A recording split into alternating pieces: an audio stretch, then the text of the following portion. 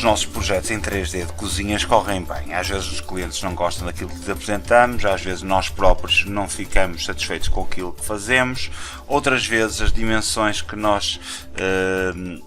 colocamos no mobiliário e a localização dos elementos, como a banca ou o fogão, não estão completamente corretos e depois verificamos no local que assim é, e nesse caso vamos ter que fazer alterações radicais à nossa cozinha e começar praticamente tudo de novo.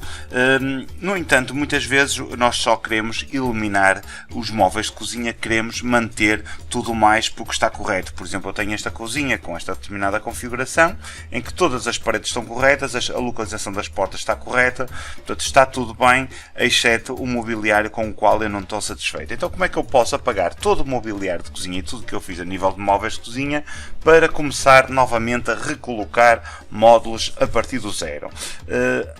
É muito simples, apenas tenho que ir aqui ao menu Layout e depois tenho uma opção que me diz apagar cena. Eu clico em apagar cena, ele pergunta-me se eu tenho a certeza que pretendo eliminar, eu digo que sim, e a partir deste momento todos os meus móveis desaparecem, portanto, e fica-me a cozinha completamente livre, apesar de continuar a manter o espaço e todos os materiais que eu apliquei em chão, paredes, teto e portas. Portanto, a partir deste momento eu posso recomeçar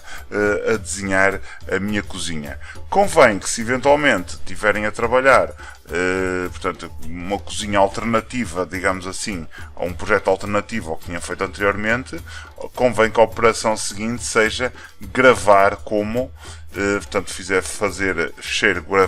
guardar como, para gravar o mesmo fecheiro, desta vez com outro nome, para que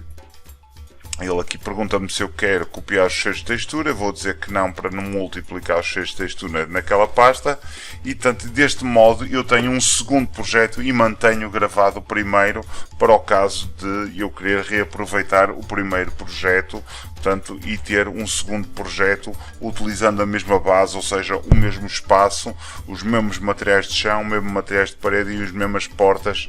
na mesma cozinha.